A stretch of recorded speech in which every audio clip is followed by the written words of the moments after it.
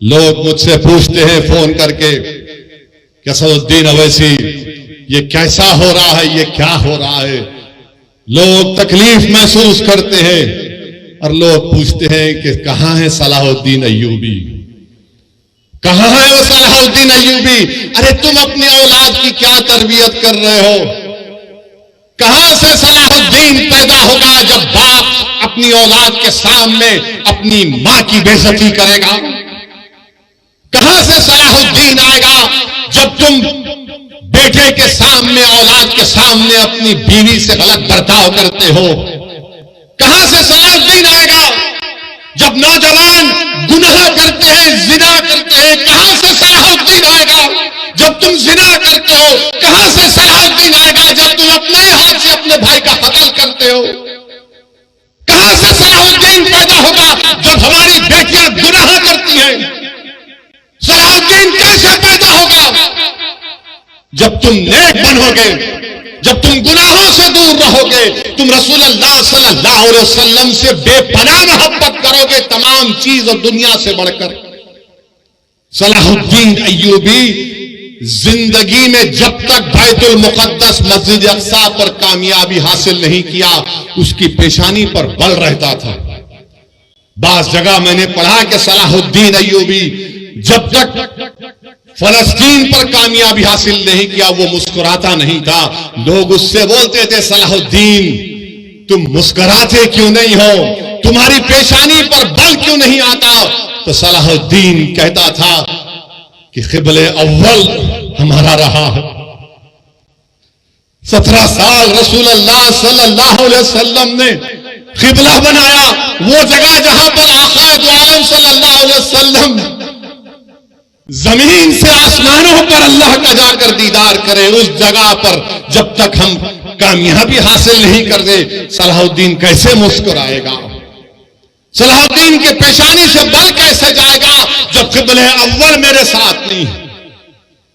मेरे अजीज दोस्तों, बुजुर्गों, नौजवानों, तुम आज आराम से हैदराबाद में बैठे हो, तुम्हारे घरों पर बम नहीं गिर रहे हैं, तुम्हारे भाइयों का कत्ल नहीं हो रहा है, तुम बेघर नहीं हुए हो अल्हम्दुलिल्लाह। मगर गाजा के गरीब लोग 21 लाख की आबादी में 10 लाख बेघर हो चुके हैं। और ये जालिम इजरायली हुकूमत चाहती है कि इन तमाम गाजा के लोगों को खाली करा दिया जाए और उसको सिक्योरिटी जोन बनाकर इनको सीनाई के सहरा में ले जाकर छोड़ दिया जाए। कोई दुनिया खामोश है, सन्नाटा है। अरे जिसने मारे उनको देखो, मगर इन गाजा के गरीबों ने तुम्हारा क्या बिगाड़ा था? मीडिया में एक तरफा रिपोर्टिंग कि ऐसा हुआ, वैसा हुआ, फुला हुआ। अरे कभी तुमने देखा 70 साल से इजराइल ऑक्यूपायर है, इजराइल ऑक्यूपायर है, फलस्तीन ऑक्यूपाइड टेरिटरी है। ऑक्यूपेशन तुमको नहीं दिखता, जुल्म तुमको नहीं दिखता। बताओ, जिसके पास कमजोर है, जालिम जुल्म कर रहा है तो जालिम का साथ दिया जा रहा है, और जिसको बेघर कर दिया गया। आपको मालूम कब मसला पैदा हुआ? 1918 में। समझाने के लिए कह रहा हूं नौजवानों, जब तुम बड़े हो गए, मुस्तकबिल तुम्हारा है नौजवानों। 1918 में यही ज़ायनिस्ट लोग वहां पर गए, बरतानिया से साजबाज किया और 1918 से फलस्तीनियों को भगाने का प्रोग्राम बनाया। और फिर 13 मई 1948 में 18 से लेकर 48 तक फर्स्ट वर्ल्ड वॉर हुई। उसके बाद से तरीके से, साजिशों से फलस्तीनियों को मारा गया, भगाया गया। और उसके बाद क्या हुआ? 20-25 साल के अरसे में, जिसको फलस्तीन की तारीख में नखबा कहते हैं, कितने लोग बेघर हो गए? 1.5 करोड़ फलस्तीनियों को भगा दिया गया। और फिर 67 की जंग हुई तो हमने मस्जिद अक़सा को खो दिया। उस मुबारक जगह को खो दिया जहां पे आकाए दो आलम सल्लल्लाहु अलैहि वसल्लम तमाम रसूलों और नबियों की नमाज इमामत की थी। और उस वक्त से वो फलस्तीनी लड़ रहे हैं। फलस्तीन का मसला सिर्फ अरबों का मसला नहीं, फलस्तीन का मसला सिर्फ मुसलमानों का मसला नहीं, फलस्तीन का मसला हर उस इंसान का मसला है जो इंसाफ चाहता है, जो इंसाफ चाहता है। अब जो पूछते हैं कि सलाहुद्दीन कहां आएगा, अरे सलाहुद्दीन को आने के लिए तुमको नेक बनना पड़ेगा। जब ईसाइयों ने मस्जिद अक्सा और बैतुल मुकद्दस पर कब्जा किया, क्रूसेडर्स ने एक दिन में 70,000 मुसलमानों का कत्लेआम हुआ। उनके घोड़े गिर जाते थे, इतना खून था। मगर जब सलाहुद्दीन अय्यूबी ने फलस्तीन बैतुल मुकद्दस पर कामयाबी हासिल की और तमाम ईसाई लोग जमा हुए, बोले कि सलाहुद्दीन अब तुम हमसे क्या करोगे? तो सलाहुद्दीन अय्यूबी ने कहा कि मैं वो नहीं करूंगा जो तुमने किया था। मैं रसूल अल्लाह सल्लल्लाहु अलैहि वसल्लम के गुलामों का गुलाम हूं, तुमको मैं माफी देता हूं, जाओ, तुम्हारी जान को भी कोई हाथ नहीं लगाएगा। यही सलाहुद्दीन अय्यूबी के पास एक कबीला था जो दीन इस्लाम को कबूल नहीं करता था। सलाहुद्दीन अय्यूबी ने जोर जबरदस्ती नहीं की। एक कबीले की एक औरत आई सलाहुद्दीन अय्यूबी के पास और आकर कहा कि सुल्तान, मेरे 4 बच्चे गायब हैं, मेरे बच्चों को वापस लेकर आओ।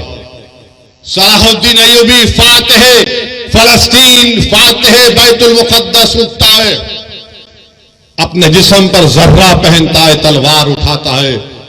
वो औरत खातून कहती है, कहां जा रहे सुल्तान? तो कहा, तेरे बच्चों को तलाश करने जा रहा हूं। वो हैरान होकर पूछती, आप जाएंगे मेरे बच्चों के लिए? बोले, हां, तेरे बच्चे मासूम हैं।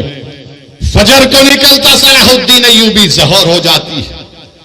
जहर से असर के करीब जब सलाहुद्दीन अय्यूबी इन बच्चों को देखता है, बच्चे डरे हुए हैं, सहमे हुए हैं, उनको गोद में उठाकर अपनी मां के पास जब लेकर आता है तो बच्चे, उसमें से जो बड़ा उम्र का बच्चा था 13-14 साल का, वो फर्त मसरत में अपनी मां की तरफ दौड़ता है कि अम्मा अम्मा। तो उस मां ने क्या किया? उस मां ने उस बच्चे के मुंह पर एक जोरदार तमाचा मारा और कहा कि जा, सलाहुद्दीन के कदमों में गिर जा। ये वो नबी मोहम्मद सल्लल्लाहु अलैहि वसल्लम का गुलाम है, अगर ये ऐसा है तो उसका रसूल कैसा रहमत वाला होगा। ये सलाहुद्दीन अय्यूबी था। मेरे अजीज दोस्तों और बुजुर्गों, नौजवानों, इसीलिए कह रहा हूं कि तुमको नेक बनना पड़ेगा। और याद रखो इस बात को, जब तुर्कों की हुकूमत थी, सल्तनत उस्मानिया की हुकूमत थी, तुम्हारा ख्याल यह है कि तुम्हारा मिजाज ये है कि तुम अपने फोनों पर, टीवी पर अर्तुगरुल देखकर खुश हो जाते, तुम उस्मान का सीरियल देखकर खुश हो जाते। मगर क्या तुमको मालूम कि जब तक 400 साल तुर्कों की हुकूमत थी, मस्जिद अक्सा हमारे पास थी। मगर जब तुर्कों से इख्तिदार, इत्तेहाद जब कमजोर हुआ, कबीलों की बुनियाद पर, असबियत की बुनियाद पर जब इत्तेहाद पारा पारा हो गया, तो सबसे पहली चीज जो हमारे हाथ से चले गई वो मस्जिद अक्सा और बैतुल मुकद्दस हमारे हाथ से चला गया। इसीलिए मेरे अजीज दोस्तों और बुजुर्गों, इत्तेहाद को मजबूत रखो। याद रखो, तुमको हम तमाम, मुझसे तुमको नफरत होगी, मगर मेरी और तुम्हारी ख्वाहिशों से ज्यादा और अहमियत का काम इत्तेहाद। असदुद्दीन ओवैसी यकीनन कमजोर है, मगर याद रखो ये इत्तेहाद तुम्हारे लिए और मेरे लिए, आने वाली नस्लों के लिए जरूरी है। हमने इत्तेहाद को खोया तो मस्जिद अक्सा निकल गई हमारे हाथ से, मस्जिद अक्सा हमारे हाथ से निकल गई। तो इत्तेहाद को मजबूत रखो। बुजुर्गों, नौजवानों, मेरी इज्जतदार मां और बहनों, इस गुनाहगार की गुजारिश यही है कि अपने इत्तेहाद को मजबूत रखो। तुम्हारा इत्तेहाद कमजोर होगा तो ये तारीख तुमको बता रही है कि हमने क्या खोया। हमने क़िबले अव्वल को खो अगर दिया। आपने हमारे चैनल को सब्सक्राइब नहीं किया है तो आम पब्लिक चैनल को सब्सक्राइब कीजिए और हाँ, बेल आइकन जरूर दबाइए।